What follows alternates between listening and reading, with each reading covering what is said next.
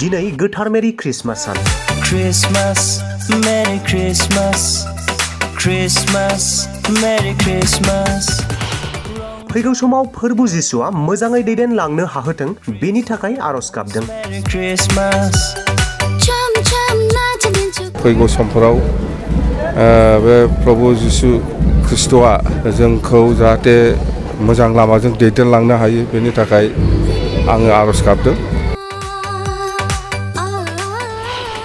खृष्टान सिबियारिफोरनि साननाय गोसोनि लुबैनाया जाफुंसारथों। खृष्टान कमिउनिटिसिम बेनो आंनि बुंनांगौआ जे बिथांमोननि जिथु साननाय बिथांमोननि जिथु गोसोनि लुबैनाय बेफोर जाहाथे जाफुंसारो बेनि थाखाय आङो आफा इसोरनाव आरज गाबदों। क'क्राझार जिल्ला Gossaigaon महकुमानि मथामबिल northern evangelical Lutheran church मण्डलीआव दिनै 25 डिसेम्बरनि गेदेर साननि गिर्जायाव इसोरखौ सिबिनो एबा बोर बिनायजों लोगोसे मण्डलीनि ख्रिस्ट सिबियारिफोरजों बिटिसिनि बारग'सिब हाग्रामा महिलारिया रंजाफायो आरो मोसाफायो। हाग्रामा महिलारिजों लोगोसेनो दोलोनि गोबां मावथि लोगोफोराबो दिनैनि बे गोथार हाबाफारियाव बाहागो लाफायो आरो रंजाफायो।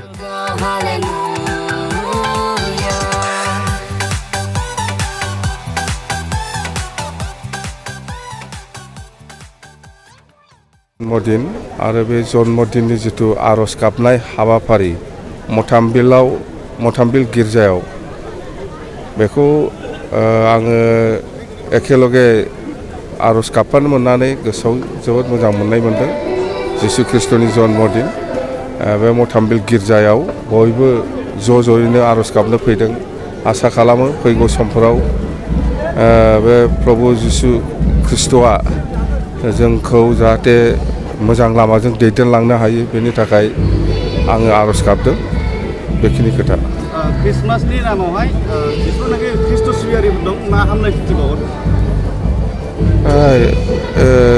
जाय खृष्टान कमिउनिटिसिम बेनो आंनि बुंनांगौआ जे बिथांमोननि जिथु साननाय बिथांमोननि जिथु गोसोनि लुबैनाय बेफोर जाहाथे जाफुंसारो बेनि थाखाय आङो आफा इसोरनाव आरज गाबदों। बेखिनि खोथा दै।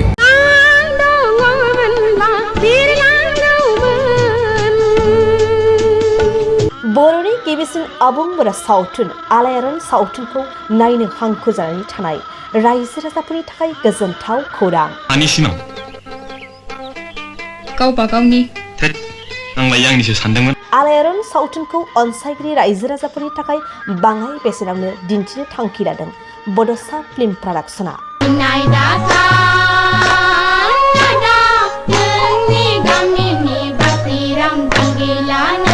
रायजो राजाफोरनि खाबुनि थाखाय क्रिसमास आरो इंराजि गोदान बोसोरजों लोब्बा लाखिनानै गोदान बोसोर 2024 इं मायथाइनि 2 जानुवारिनिफ्राय 20 जानुवारिनि गेजेराव बड'सा फिल्म प्रडाक्शना आलायारन सावथुनखौ बाङाय बेसेनाव रायजो राजाफोरनो दिन्थिनो थाखाय आखायाव लादों।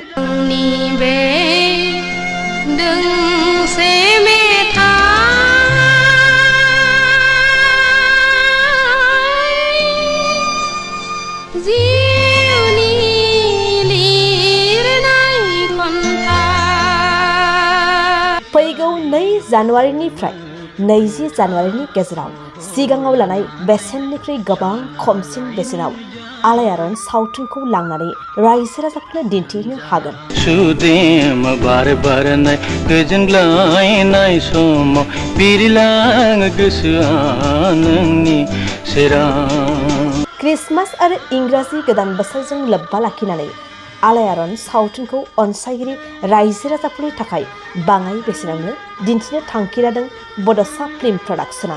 कुन्जेनि खैसाराव नोंथाङा गासनबाय, नोंथाङा गावनि खाफालखौ जाबाय।